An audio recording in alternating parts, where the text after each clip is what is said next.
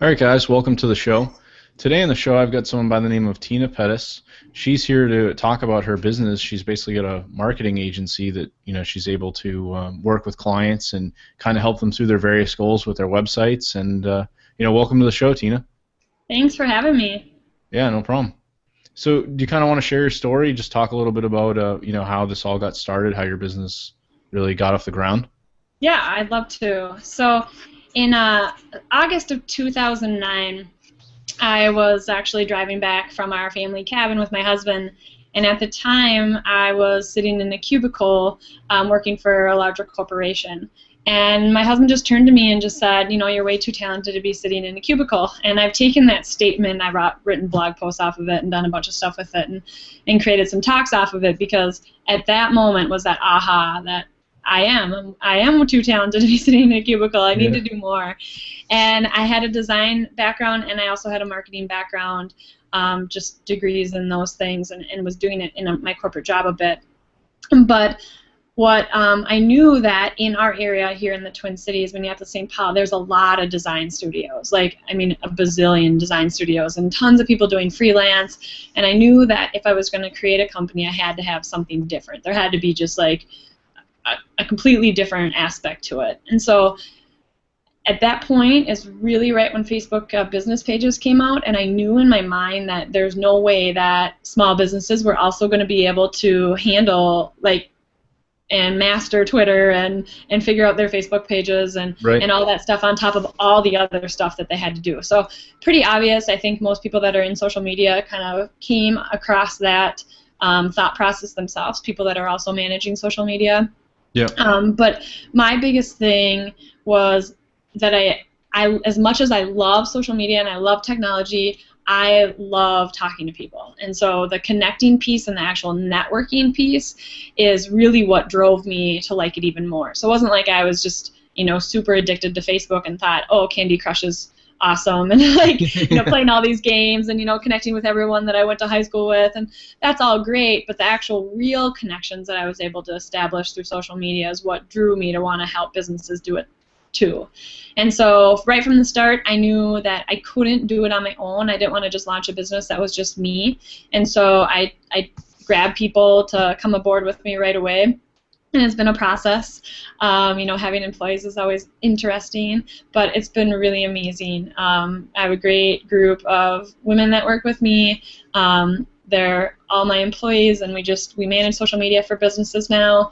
We do design services for them because we feel like those two really go hand in hand. Without really great, beautiful design, your social media is really bland. And so those two pieces work really well.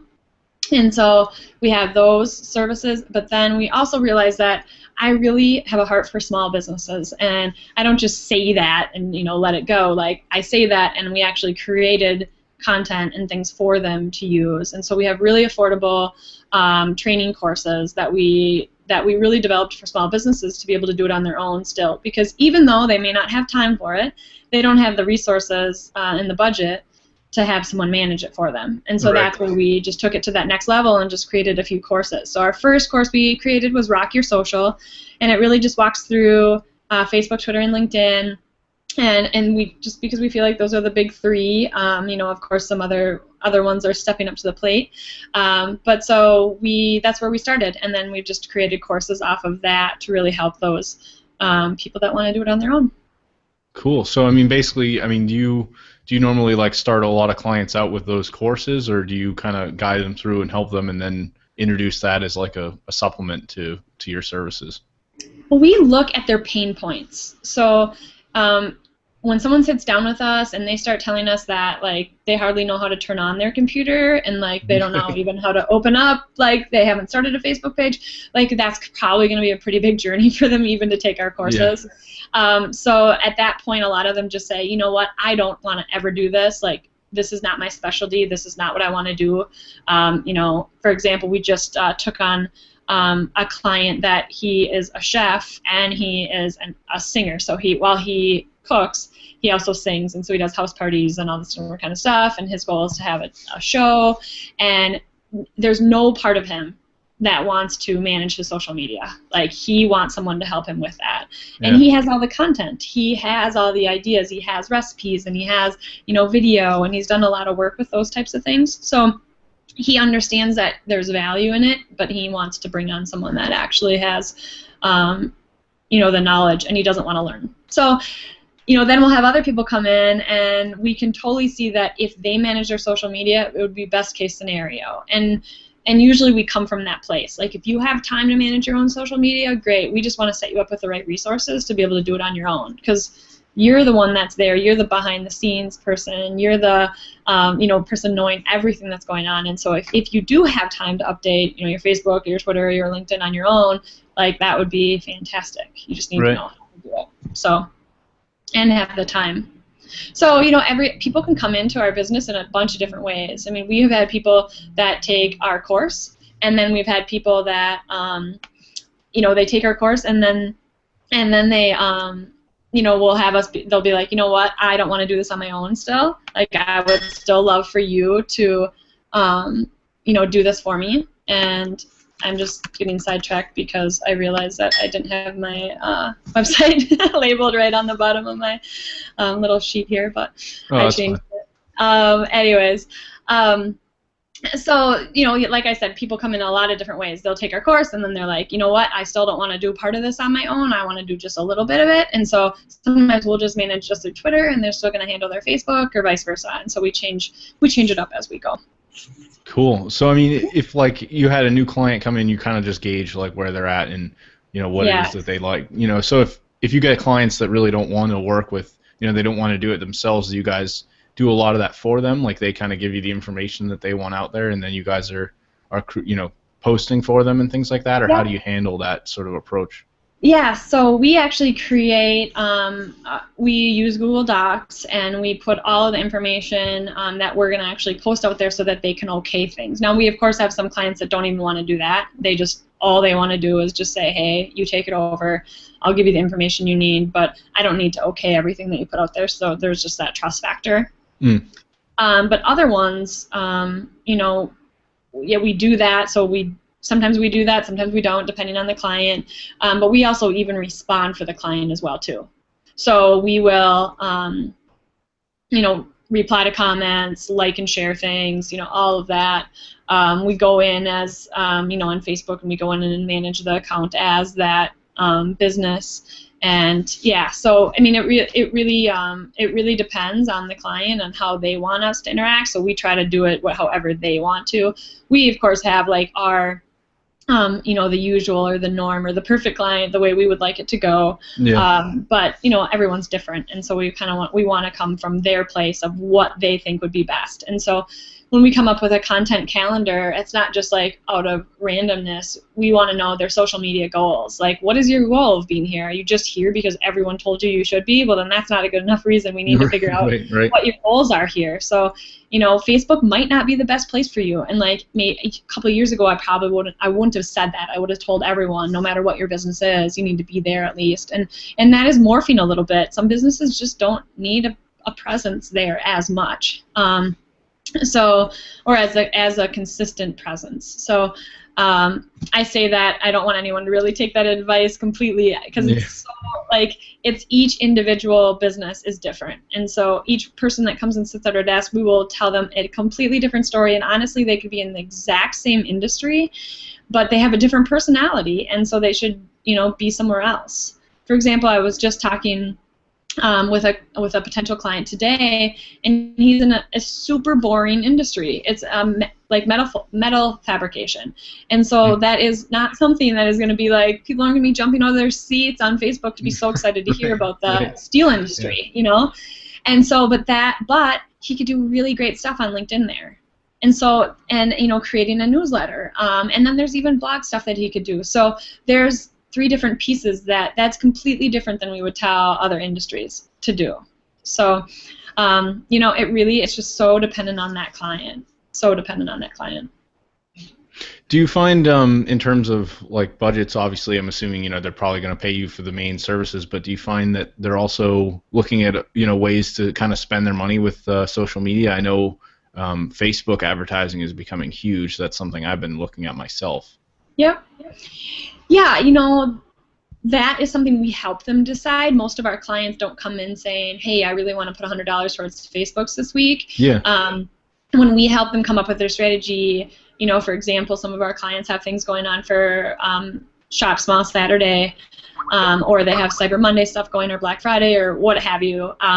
We want to help come up with a campaign for them. So we've, you know, for the last month then, we've decided, you know, what is going to actually, you know, go on. So we have a campaign going on, and then that's where we put a part of that. Okay, some Facebook ads need to go to this, or maybe we do some, you know, promoted tweets, or put something out on LinkedIn. And so we decide what to do with there. And then we also we work with Constant Contact quite a bit, and so we do a lot of like gates. So to get into Facebook, you get a discount, or, you know, if you like the page and that sort of thing. So we really are trying to retain those clients a lot more.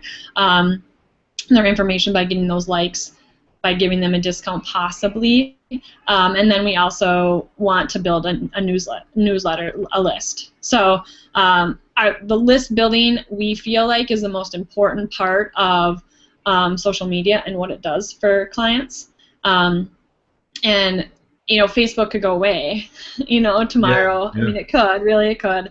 And you want to make sure that you kind of own those likes, but you really want to make sure that you, like, really get their information. And so our whole goal that we look at as a client, with our clients every month, is to say, okay, how many new people did we get to the website because of these platforms, and how many people actually, you know, turned over and went into your newsletter. And then so we reevaluate a lot of those pieces. So we're not just, hey, we're going to post on your Facebook every once in a while for you and hope that this does something. Yeah. We're actually creating a strategy and saying, okay, if you have this campaign going on, how many people is our goal to have go to your website? And then how are we going to track that? And, you know, what's the goal to get out of that afterwards? So getting people to your website doesn't mean that, you know, everyone's going to buy, of course. Yeah. Or into your brick and mortar, if that's the case. But it is the point of how many people actually then purchased. And so that has been, you know, really showing people that there is somewhat of an ROI that you can track a bit with social media, especially if you have an online business. Yeah. If you can track that people are going to your website. And, you know, for example, we can see, we have our new course called Fall in Love with Twitter, and I can see that, you know, the last 2 weeks, 244 people have gone to our website, and to that page in particular, brand new people. And a lot of people have revisited it a couple times. So I can figure out, you know, we have 18 people that have joined the course in the last 2 weeks. I can figure out the exact ratio of, like, those people were directed to our website, where they came from, and then that they actually purchased. And so that's a really, actually, a pretty dang good percentage rate. I mean, 244 people, like, you'd wish that all of those people would purchase, and our clients say that kind of stuff right. Too, but that doesn't happen. Now, the fact that 18 of them bought means that our sales page is pretty good, and we can keep tweaking it. But so it's always, you know, transition and a change. And that's one other piece that people have to understand when they're doing social media too, though, is that things change all the time. Like, from week to week, we may change what we're doing for that client because something just isn't working. And yeah. It's not like we only give it a week's time. We give it a little more than that, but we may change the way in which something is done, and they have to be okay with that happening that way. So. Now, are you primarily kind of doing a lot of your tracking through Google Analytics, or do you use, like, any advanced tools to do some of the sort of like conversion and things like that to source, you know, seeing where a lot of the social media is coming from? Yeah, we use Google Analytics, and we set up goals in there, and so then we see what those goals do, and that has been the most helpful. Like any of the other versions, of course, that's free, and so clients love that word. Yeah, exactly. But, you know, any of the other analytics and things like that gets so intense, and clients they struggle with it. So this has been the best, is to use Google Analytics for us anyways for now. Yeah, I know I've set up some goals and stuff with landing pages, and they seem to work just fine. And yeah. You know, being able to set all that stuff up for free has been really useful. Yes. Do you find, are you guys, like, doing a lot of, like, landing page creation and things like that as well, or? Yeah. So we play around with that, and we'll use, like, you know, A/B kind of, like, ideas around, like, oh, we'll run these Facebook ads and see which one goes better, and to see which one we should then utilize and use even more. And so we work around, a lot of clients work with that sort of stuff. And that's, I guess, I'd say that's, like, pretty technical, and it's not probably for you and I, but for our clients that gets a little bit technical for them to kind of wrap their head around that. So a lot of times our clients don't even know that that's happening, and then some clients we don't even do it for because it's just not the type of business that they don't have landing pages, or they're a brick and mortar, or that sort of thing. And so, I mean, we have quite a few clients that have really no way to purchase something unless they actually pick up the phone and talk with them. So we have a lot of like coaches and speakers, and so they need to be called and booked for things. Right. And so there's no brick and mortar, and there's no sale on a website. And so really, those are the people though that need social media so bad, because they really need people to be driven into them and know their personality and have a conversation with them, because that's where the sale gets made then. Right. Yeah, some sort of like funnel to kind of drive them, new leads and more potential customers. Yeah, so when we do strategy with clients, that's one piece that we're looking at, is what does your funnel actually look like, and where are you going to put that? And social media really is like, we look at it as the top of that funnel as it goes down, and we try to make it as much as we possibly can come to the bottom by having light gates and ways to purchase right in social media, but it can be tough. And so, but we look at it as kind of that top of that funnel to keep on trickling down, and where your website and obviously brick and mortar there at the bottom, but newsletters hang out there too. Yeah. Now, you mentioned the light gate. Is that, if it's what I think it is that when someone visits a page and it has like a pop-up appear and they have to like it in order to get access to the content? Yes, yep. Okay. And it's not actually a pop-up anymore, so it just is a page within Facebook, but it is, so what would happen is, to walk you through the processes, is you would see a Facebook ad, and it can be something else too, but for ease, you can see a Facebook ad, you click on that, and it actually, instead of just bringing you to the Facebook page, it brings you to a page within that. So it's a custom tab that's set up, and we use Constant Contact. It's called Social Campaigns. And so you just pay on a monthly basis for it. And so once they click on that, they have to like the page or enter in their email address, and then they come to another page that then will give them whatever was promised, whether it be a white paper, an ebook, or some sort of discount. Right, so you're basically driving people to, it's increasing the fan page for that particular customer, and then you're also hopefully generating leads, which then gives them, an incentive like that ebook. Yes, exactly. And so the whole goal is not even just to get to a like on Facebook, but is to get their email address. Yeah, exactly. Obviously, then you can follow up and set up an autoresponder, things like that. Yes. Have some sort of nurture campaign going on. Yeah, I mean, that's something I've actually thought about doing, because I now have somewhat of a budget now that I'm officially making some profit with my show, and I've thought about Facebook as seeming like the main place to go. I haven't really been as much of a fan on like Twitter, but or LinkedIn. My girlfriend uses Pinterest for a e-commerce kind of like clothing store that I help her set up. That's set up through Amazon. But it seemed like for like my type of role in this interview show, I thought maybe building a fan page would be good, because it'd be, that's really where I'm at the most, is Facebook. That's sort of my big one, is catching myself sitting there reading my news feed for too much time. Yes. Oh, we so understand that. I mean, being part of a company that we are supposed to be on social media all day long, and then trying to, decipher between personal and business has been a really big struggle for me and my employees. So. Yeah, I can only imagine. You can't really like yell at them for like browsing Facebook at work. Yeah, I mean, if they like something that's personal, it's not like I can like slap their hand. It's like. And it also gets it out there more. So, like, I look at my Facebook page, even though it's, my personal Facebook page, is a marketing tool as well. So, like, people that I meet in networking, I let them be friends with me on Facebook. Just, it opened up a whole new world to me. But the coolest thing is I sit down at a coffee meeting, people are like, oh, your kids are so cute. And then we go into this great conversation about, my children and, like, being a mom and running a business, and they get to see just the insides of my life a little bit more.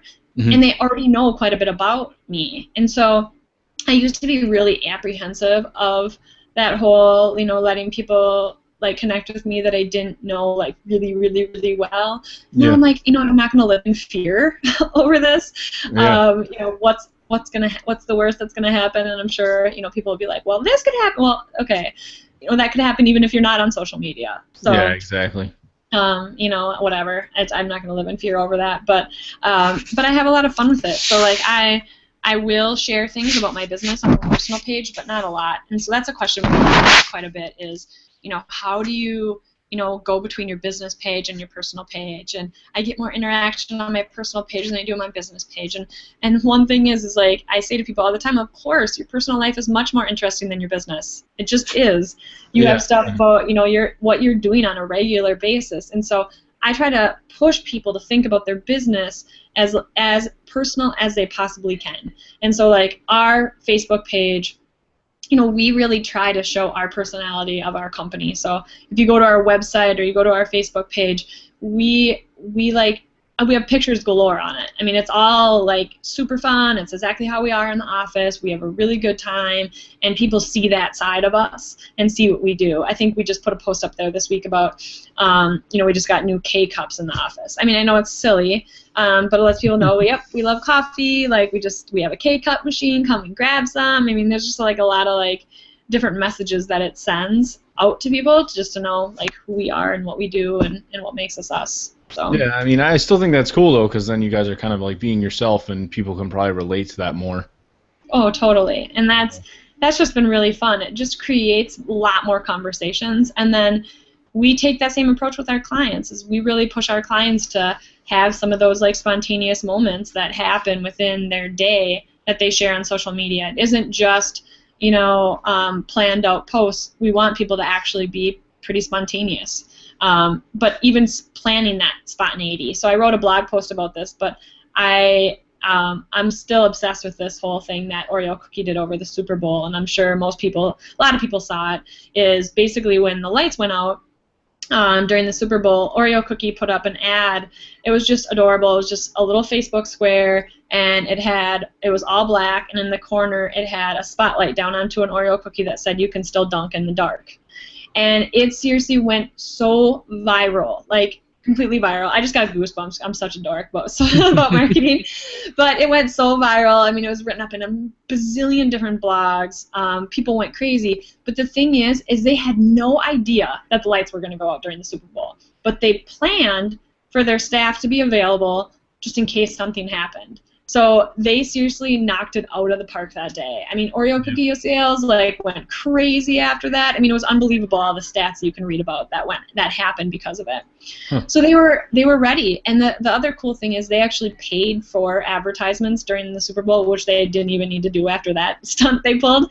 But they did, and so that's why they had their staff there ready, just in case something happened, because they already had the attention of people because of their ads that they had.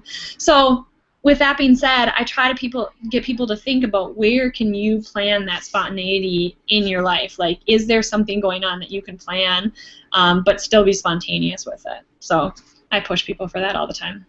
Yeah, no, and I think that's good. I don't know if it's funny because you know most stuff that goes viral seems to be sort of just like you said, spontaneous. You know, yeah. You know, I'm having a hard time with that word. Yeah, spontaneous. Yeah.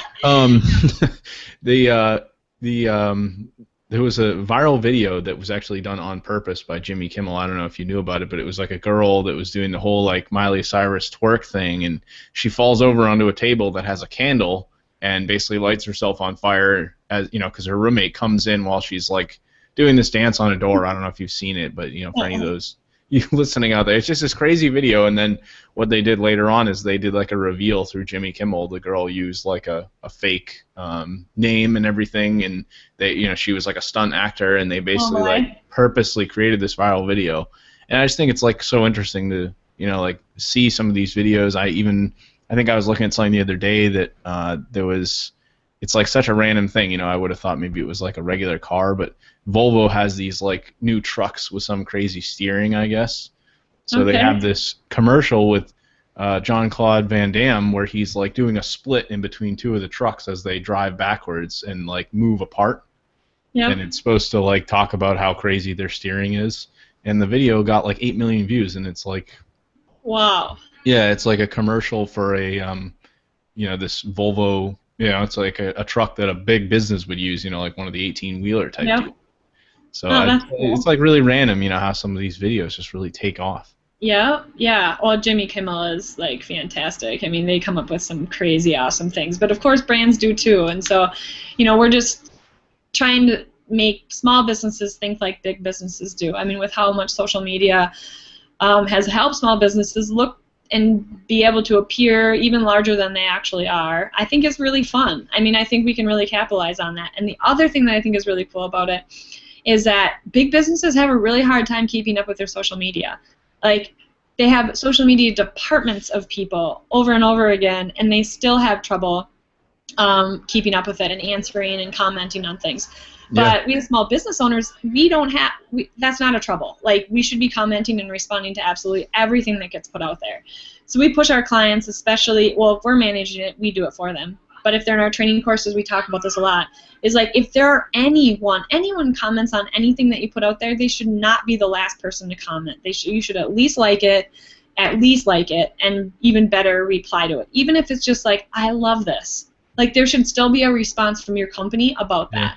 A thank you, whatever it is. Yeah, it can be just that simple. It can be a smiley face. Who cares? It's social media. Like, just put something in there in response so that it brings that person back to the page, because they're going to see that you commented on it, and then other people that see that they commented on it will know that, hey, guess what? I'm active. I get it. I see what people are putting out there. I'm not just like, shoving information. I'm also, responding to things and being sure that I'm there. I'm present. So.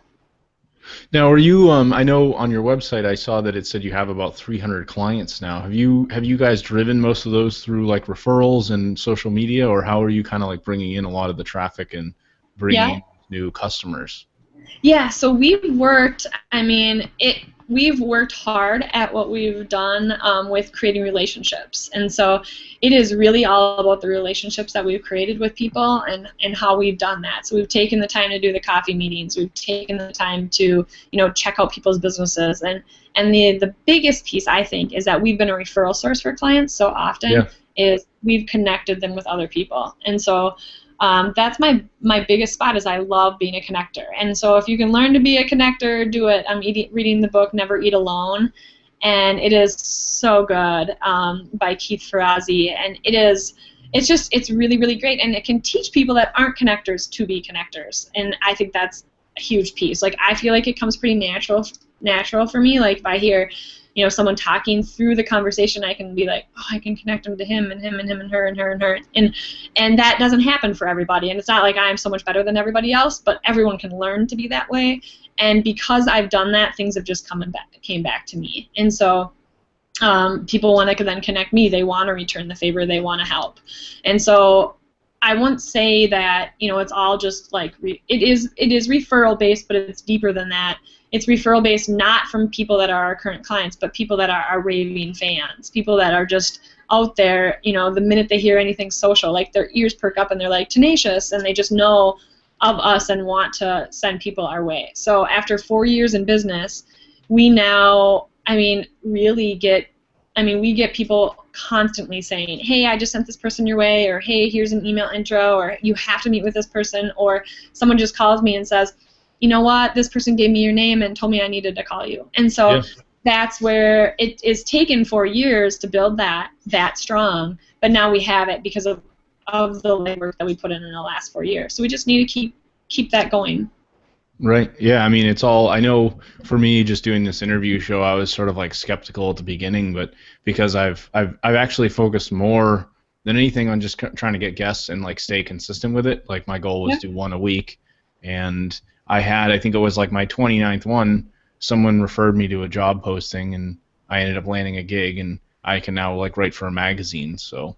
Oh wow, that's really awesome. Yeah, so it's just like, I feel, and then I wrote, I'm actually trying to write an ebook right now. I have it out there, but I want to improve it and add a lot more stories to it, is like how I've been able to leverage, things like I was able to recently land, for example, a guest blog post over on the Entrepreneur and Fire blog, which is like, John Lee Dumas hosts that show, and that's like one of the biggest marketing podcasts out there right now. Oh, that's totally awesome. Congrats on that. Yeah, so I was pretty pumped, just like building relationships with these people, like emailing John and offering to help him, and then obviously me asking for something in return was to be able to write an epic blog post for them and, let them share that with their audience. and it's like all about just those connections that I've been able to build. So Yeah, that's so fun. I love hearing about stories like that. I've created some cool relationships with people like that myself, and it's just been really fun to see those, develop even more. So a lot of those relationships that I've built have actually been on Twitter, and most people look at it like, what in the world? How are you going to create a relationship in 140 characters? yeah, And usually, like I would say, about like 90% of the time, I've either met them before we got connected on Twitter or after. And so somewhere the relationship has been in person as well too, and that's where really it's that combination of the online and offline that really makes the magic happen. So I've had a lot of fun developing that and creating those relationships and really networking with people. But one of the biggest parts of my strategy within Twitter is that I share other people's information, and not just like retweet. I actually go in and share their information in a different way, just saying this is via this person, or CC in another person, or just say, hey, I love this new book, or what have you, and so it's just that I'm creating that conversation and not just retweeting stuff, and so people love it. Like, people just want to be noticed, and they want things to be shared and commented on. So I always push people, if there's 10 people that you want to work with, like, you can't wait, you really want them as a client, like, you should be following them on Twitter, and you should be commenting on the stuff they're putting out there, because brands, and especially small businesses, really struggle with even getting people to actually reply and comment on their stuff. And so if you're one of those people, they're going to look at you like, well, that's awesome. Like, they're already a raving fan of what we do. And of course, it helps me with social media, but it helps our small businesses all the time. So I just went to actually I didn't just, this summer, I wish it was still summer, it's cold here, but we went to a retreat, or a conference, called Spark and Hustle with Tori Johnson. And so I went to the Detroit location, and then I also went to the location, or the conference in New York, and then here I was in the one in the Twin Cities. And I really worked I worked on speaking with all the vendors that were there. I was a vendor at a couple of them, and I found out who those vendors were, and I figured out who I really wanted to work with. And so I knew who some of the vendors were going to be even before I got there, and so I connected with them on Twitter. Then when I met them in person, some of them already even knew who I was, and so that was awesome. And so they'd already, looked at my website, or looked at my Twitter, or looked at my Facebook page. They had already looked to see who I was, and so they knew stuff about my life and about my business already. And then now I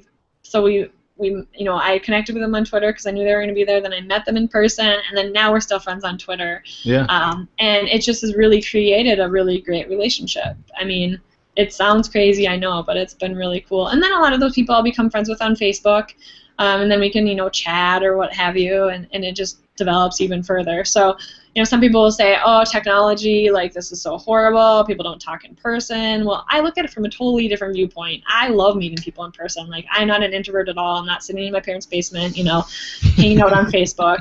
Like, I legitimately, have an office space. We do real business. We have a lot of fun doing it, but we love to meet people in person. We love to go to networking events. It's not just behind the scenes on the computer all the time. Yeah, that's awesome. Well, I didn't know if there was anything else you wanted to share. I figured we could kind of wrap things up. Yeah. No, I mean, I could talk about social media all day long, but that might get a little boring for some people. Yeah, I mean, I guess, so if people want to check out your website, where can they find you? Yeah, so our website is tenaciousdge.com. But my Twitter handle is just @Tena Pettis, and my name is spelled Tena, so it's TenaPettis. Cool. So I'll connect with you just about anywhere. Yeah, I'll put a link in the show notes, and if people want to check out your website, I really like the design and the kind of what you guys have set up over there. It's really looks really professional. So yeah, we're a little bit silly, but it's fun. Yeah. All right. Well, thanks for coming on, and I appreciate your time. Yeah. Thanks, John. Yep. Talk to you later.